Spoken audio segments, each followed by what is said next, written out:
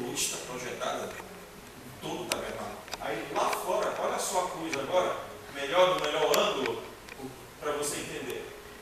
Ok? Olha a transversal ali. A cruz na transversal. Mesa, pães, relação, intimidade, caráter. Aí vem o altar do incenso, de ouro de incenso, um pouquinho na frente, cabeça, um pouco melhor, correção. Duas figuras ali. A arca lá em cima na cabeça, um pouquinho antes ali tem o altar de incenso. Okay? E o candelabro. Coisa tremenda. Vamos passar, passei. Bem, o acampamento, só para vocês verem aqui. Olha só lá o acampamento. Havia o tabernáculo bem no centro. Tá? Aqui a setinha aqui para o norte, está vendo? Para o norte. Então tinham 3, 4, eram 12, né? Então tem 3, 4, existia uma quantidade de tribos na frente do tabernáculo, na lateral, outra na lateral e outras atrás. Se você fizer a projeção da cruz, também dá que eles se deslocavam segundo a projeção da cruz. Significando, eu mando em Cristo. Ok? Vamos passar aí. Aí o tabernáculo, eu falei para vocês que esses pontos de vapor, né? De queima, de entrega, de condução, contato entre tabernáculo e vai para cima para o alto, tem 2 locais. Olha lá. No altar, o fogo lá, na entrada. E depois lá dentro, quando Deus vinha com a nuvem de glória. Na ativação, no dia da dedicação, quando via a nuvem de glória, lá, e vinha também, acendia o fogo do altar de bronze. Ok? E a responsabilidade depois qual era? Do sacerdote por deixar o quê? Manter aceso. Porque ele pegava esse fogo, acendia o candelabro, acendia, botava o incenso, como fosse utilizar. E aí o seguinte, tem que deixar aceso continuamente, de 2 momentos de sacrifício por dia, manhã e pela tarde. Tinham que estar acesos. Isso fala que nós hoje temos que, a vida cristã, porque serve ali o candelabro. O candelabro é importante para tudo. O altar está ativo. Como é que o meu altar, a minha vida espiritual com Deus vai estar ativa sem a luz do Espírito? Sem a orientação do Espírito. Então é importante que vocês mantenham, zelem pela vida espiritual, mantendo a chama do altar acesa. Preste bem atenção aqui. Não adianta manter o candelabro aceso se a chama do altar não está acesa. A chama do altar é que acende o candelabro. Você pode ter o candelabro aceso até hoje, quando ele vai acender por algum tempo. Depois que, se ele não colocar mais chama, ele apaga. E aí tem que buscar fogo onde? No altar. O que é o altar, na verdade, é que entrega chama, é o fogo que você tem de Deus. Quando no Monte Carmelo, Elias, eu comecei a entender melhor tudo por causa da leitura disso aí. Quando no Monte Carmelo ele chama o povo, até quando que eu cheguei a dois pensamentos, vocês estão hoje quase de Baal, só tinha ele sobrando. Todo mundo tinha sido morto, geral. O povo estava quase todo mundo se entregando a Baal. O Deus dele ia ser Baal. E ali tinha um altar que estava quebrado. É o que Deus fez? Chamou todo mundo lá. E fez o quê? Acendeu o fogo do altar. O que ele estava dizendo? Vocês estão afastados de mim, o fogo está, o seu altar de vocês está quebrado. Está sem fogo. Fogo você pode entender, como é que seria mais esse fogo? Eu falei para vocês, eu visitei uma igreja e vi nos olhos do pastor fogo. Gana, amor. Ele não se entrega, ele resiste, ele faz o que Deus manda e tem o fogo. É cheio do poder, cheio de dons, não. É isso. Isso aí é a consequência. O fogo é o início, é a base, é o meu vínculo de entrega, é a minha aliança. O fogo tem que estar aceso. Não deixe ninguém apagar. Você apagando esse fogo, vocês vão ter dificuldades com a carne de vocês de acender de novo. Ok? Mas é possível acender. Mas cuidado. Porque vai depender só de você, não mais de Deus. Deus está ali, está preparado. O cordeiro está ali. Mas cadê você que entra de novo para poder acender? O problema aí é o homem querer voltar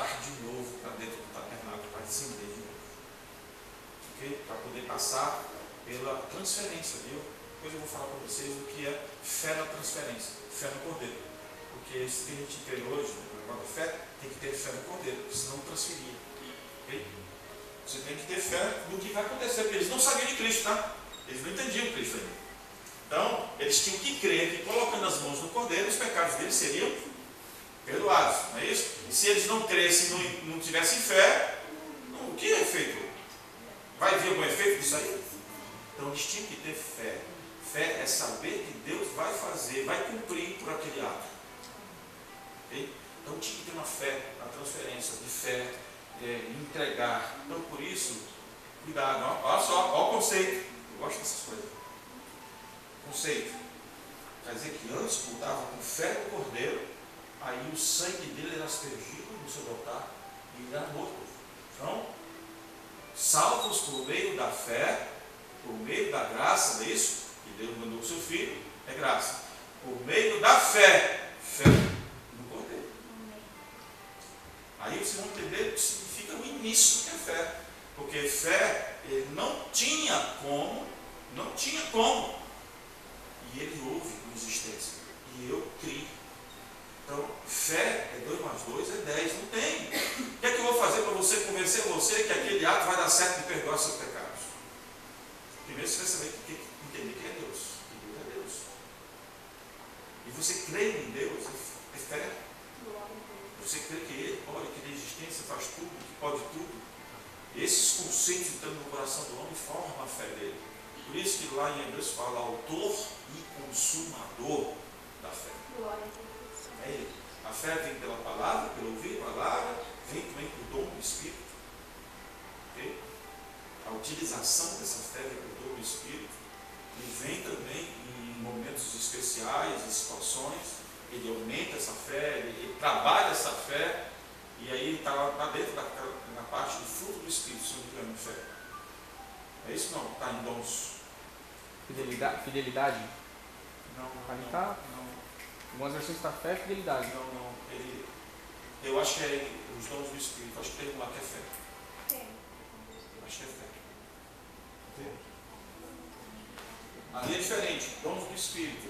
Pessoas que Deus dá uma dimensão de fé para operar sinais. Okay?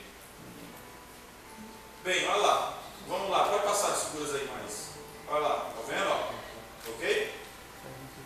Isso aí serve para dar dimensão para vocês do que era na época, irmãos. Porque nessa época aí, a ferramenta de Deus de comunicação com eles era sinais, tá? No deserto, no tabernáculo, Deus vinha com a nuvem mesmo. Eu quero que vocês entendam isso, que isso não muda nada. O deserto passou com a gente aí, esse negócio. Hoje Jesus faz sinais, irmãos. Hoje não precisa daquela nuvem, desce no seu coração. Amém. Ficava muito visível para eles lá. Para hoje ninguém mais vê isso. Quem é espiritual vê. Pastor, alguém vai ver uma chama de fogo na minha cabeça. Eu aceitei, estava 3 meses de convertido, quando aceitei, fui fazer as águas batismais, e eu fui batizado com o Espírito Santo um pouco depois. Eu fui para entrei numa oração dessa, no trabalho que a gente faz, fiquei lá no cantinho, cara, eu dei um fogo na sua cabeça. Aí eu vim e fui batizado com o Espírito Santo. Desse jeito. Olha lá, a porta, tá vendo? Um ângulo melhor, mais próximo, altar de bronze bem ali. Okay? E depois uma pia grande, tá vendo? Eu gostei dessa figura aí. Tá aí, deixa aí. Ok? Olha só, tá vendo aquele bronze da pia? Tá até refletindo ali a iluminação? Guarde isso aí. Guardem isso aí. Okay? Olha os cordeirinhos lá no meio, ó, preparando ali do lado. Não é? Ok? Bem? Olha só, um cordeiro, não é que eu vou falar aqui, um cordeiro era para você, se tivesse naquela época. Os outros 2 cordeiros antes eram mortos por causa dos sumos sacerdotes que iam fazer. Okay? Ninguém ministrava os sumos sacerdotes sem serem espiados, consagrados pelo sangue e pelo azeite. Aí eu quero falar uma coisa para você daqui a pouco, vamos falar. Estou tocando aqui para depois não precisar tocar nessas imagens que eu vou falar. Okay? Vamos lá. Já depois a gente vai descobrir o resto. A pia lá.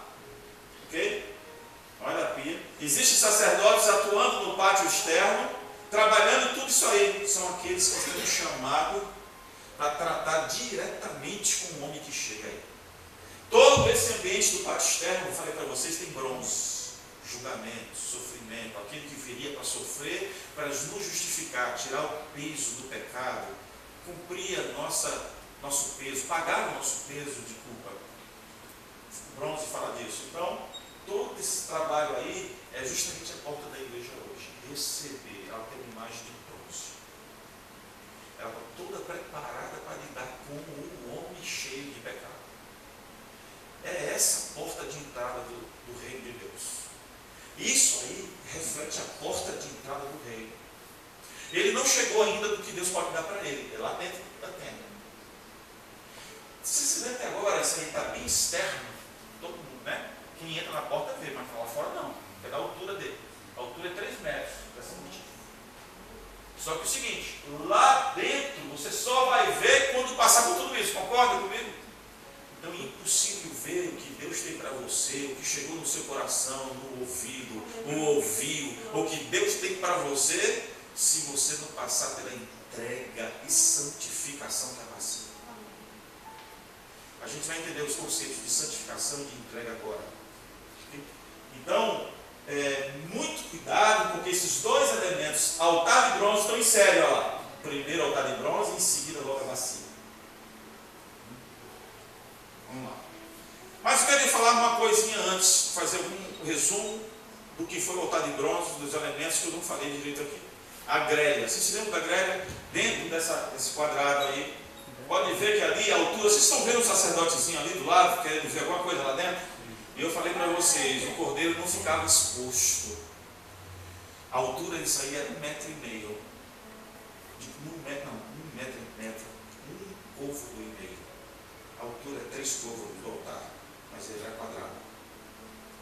Então, o que acontece? Lá dentro tinha uma grelha. A grelha tem negócio de fazer batata frita, ok? Aquela batata frita. Eu gosto mais dessa visão da batata frita, para vocês entenderem.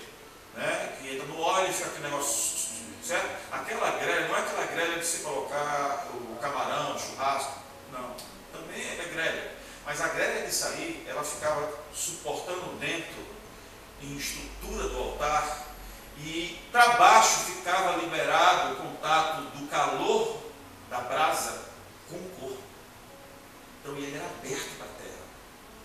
E ele tinha comunicação para cima também, porque para cima queimava. Então ele era aberto para o céu e aberto para a terra. O que sobrava ali, não é nada, sobrava cinzas. As cinzas caíam no chão. Quando terminava, as cinzas caíam no chão, tudo se queimava, a obra estava consumada. Lembra do consumado? Significa que toda a vida no corpo sumiu. Só sobrou cinzas. Essas cinzas, o altar era levantado, era um acessório, pegava as cinzas, colocava num jarrinho. Esse jarrinho era levado para fora do acampamento. Cuidado com isso, não é fora do tabernáculo. O tabernáculo, tem um versículo aqui que eu vou falar para vocês, que Deus falava assim, que o tabernáculo era santo. Eu vim morar no meio de vocês. O tabernáculo e o acampamento era santo. Vocês serão santos, porque eu estou no meio de vocês. Eu não vou morar no meio de gente que não é santo. Então, eu vou estar, todo lugar é santo. Então, ele tinha que ir para fora do acampamento. Fora do acampamento, todo mundo se estendia no chão lá, ia lá para fora. E nesse lugar, era colocado em águas, no local que servia de ritual de dedicação de purificação. Para águas purificadoras, que serviam para outros pretextos. Lá, isso aí era tido como local santo e limpo. E o que está no texto bíblico é que era transportado para um local limpo. Qual é o local limpo? O local desse limpo que nós estamos falando era o sepulcro de Jesus. Ok? Foi justamente morto, foi colocado o seu corpo, foi morto no Calvário. Ali foi colocado o lugar mais limpo, mais estabelecido que o seu corpo ficou. Porque depois que ele morreu, o corpo dele ficou ali. Ali foi morto ali. Tá? Então ali foi o altar, mas ali foi fora do acampamento. Não foi dentro de Jerusalém, foi fora de Jerusalém. Okay. E aí é o seguinte, a outra coisa. E aqui não havia só esse local limpo.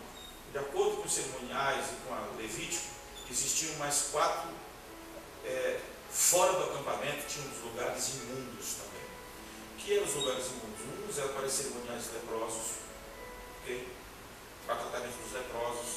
Tinha um também que era o tratamento para, deixa eu ver se eu vou lembrar de todos aqui, impurezas totais, no sentido de Deuteronômio 23, Levítico 13 está os leprosos, sepultamento de mortos de Israel, do povo. Você sabia que lá pela lei, tocar em morto se contamina. Então ele era levado para sepultar fora do acampamento. Era Levítico, leprosos, pastor? Leprosos, Levítico 13, impurezas, Deuteronômio 23, apedrejamento, esses versículos estão no livro. Depois eu já dei a referência para vocês, tem um livro aí, senão eu mando para vocês, tá? Apedrejamento de blasfêmias, né? Quando a pessoa cometia blasfêmia, era apedrejado. O local do apedrejamento era fora do acampamento também. Eu não vou entrar nesses, só para curiosidade de vocês, tá? Levítico 24 está falando isso. E Levítico 10 fala do sepultamento dos mortos.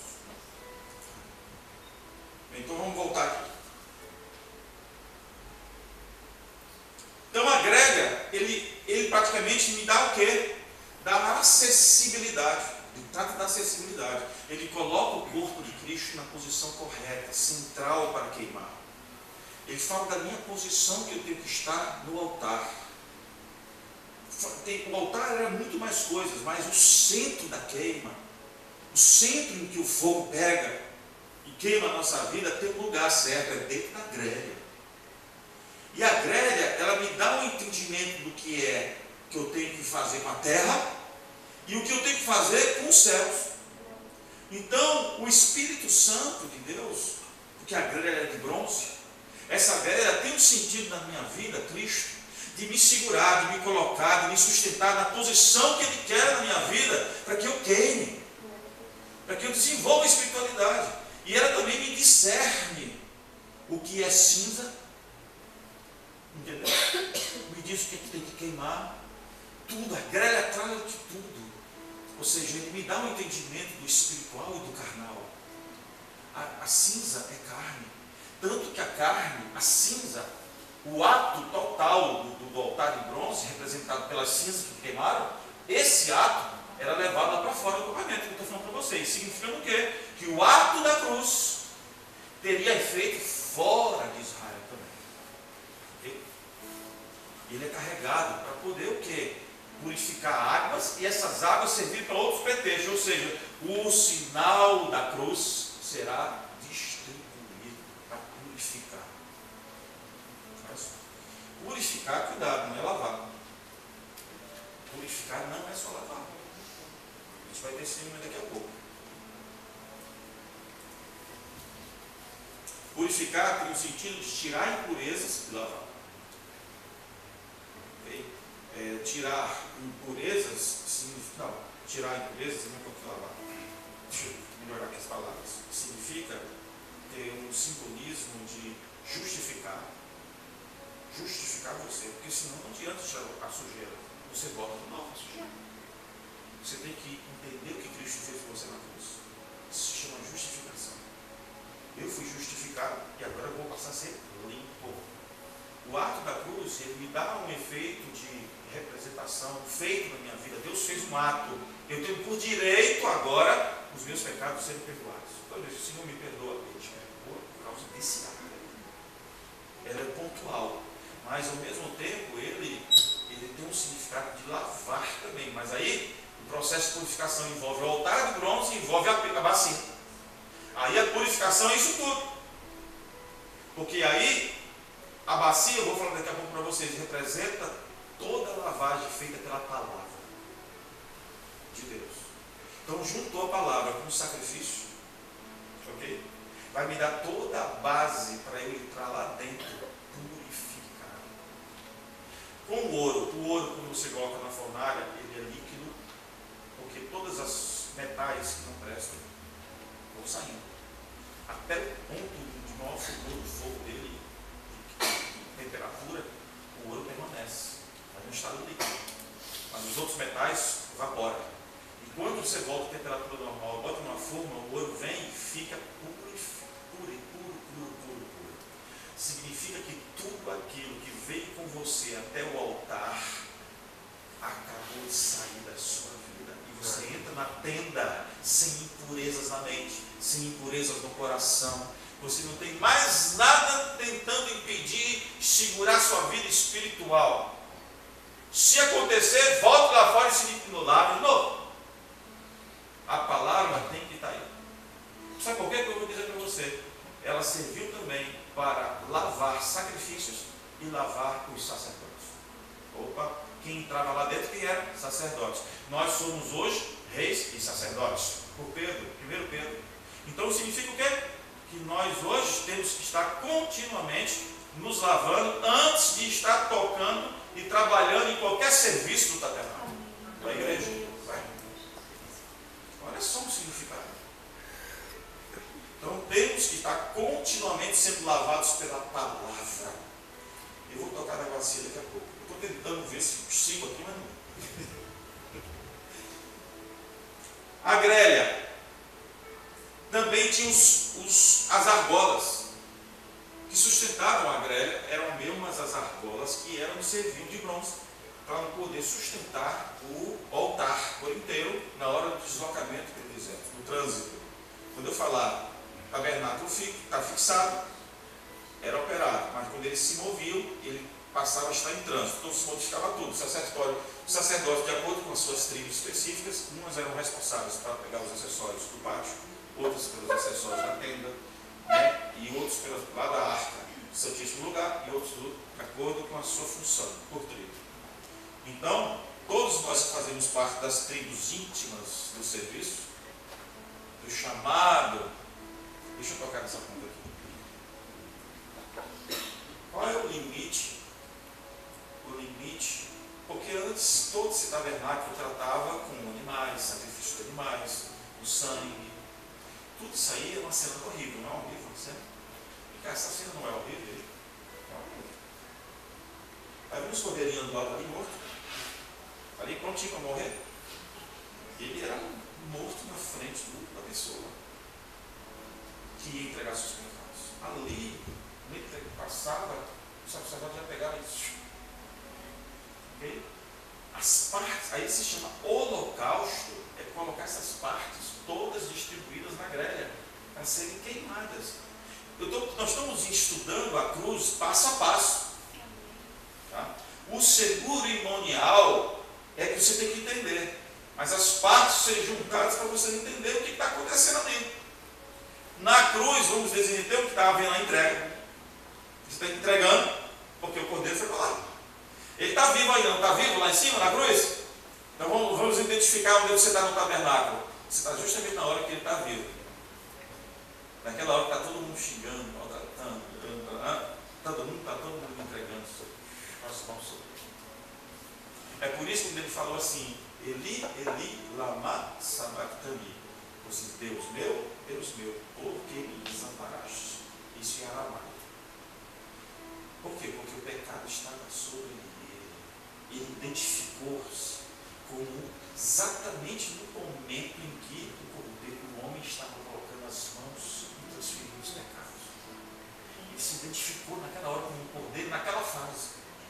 E aí depois, quando ele chega lá dentro e as cinzas, e todo o corpo ele morre, está consumado, significa que naquela hora a fornalha do altar de bronze terminou a sua hora.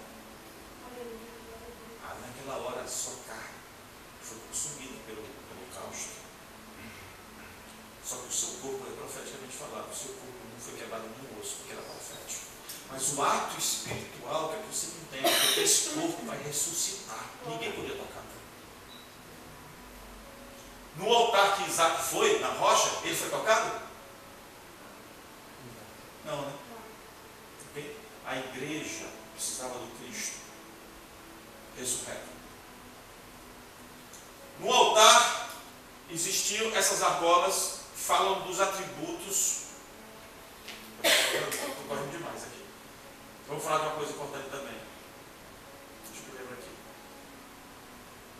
A ordem araônica quem foi dado a função sacerdotal de sumo sacerdote, sumo, que fazia todo esse processo de levar o sangue até lá dentro, foi dado para Arão, na época que foi feito. Não era Moisés. Arão, seus filhos pensaram para ajudar, mas ele era o sumo sacerdote, seus filhos sacerdotes. Esse sumo sacerdote não podia ser substituído por ninguém, mas houve uma revolta de Corá. Quem conhece isso aí? Revolta de Corá. Corá e mais alguns companheiros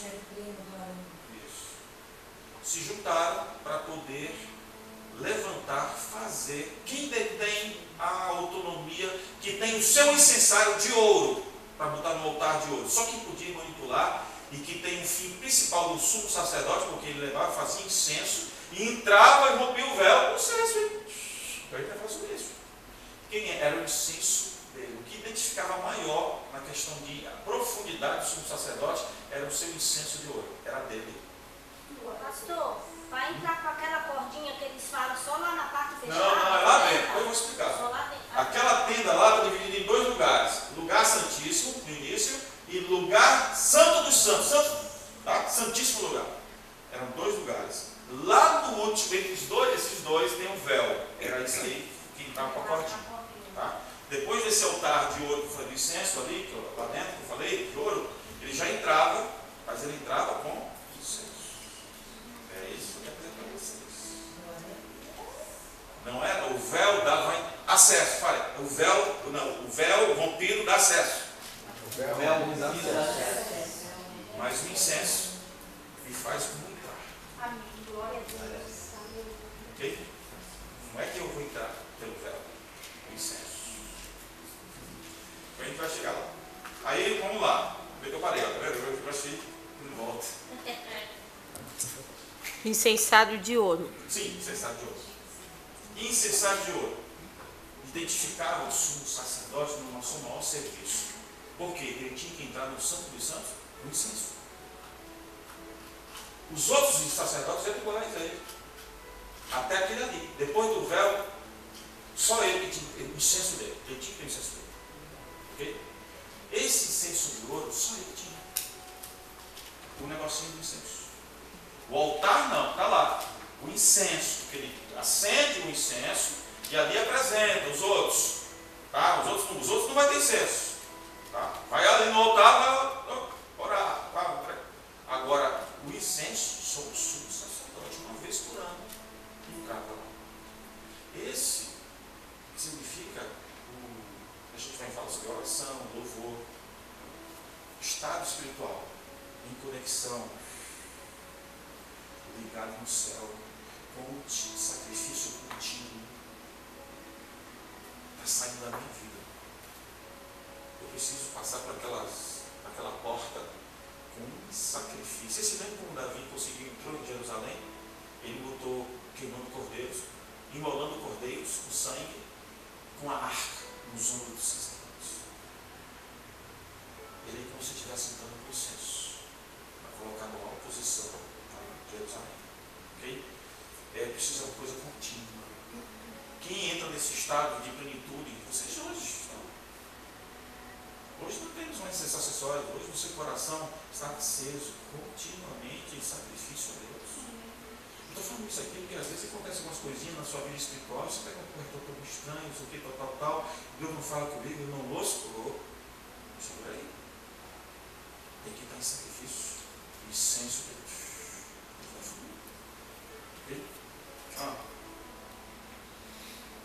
Incenso. Então, Corá, que foi o que Corá fez com os outros? Fizeram um incensário de bronze para eles. Querendo dizer o quê? Não, nós podemos fazer o que ele pode fazer. Aí eu tenho que bater com vocês aí. Cuidado com isso. Tem muita gente, eu posso o que ele pode fazer. Eu quero fazer o que esse faz. Cuidado aí, esse cuidado. O serviço era todo ordenado por Deus. Deus falou, quando o início falou, faz fazer isso, Moisés.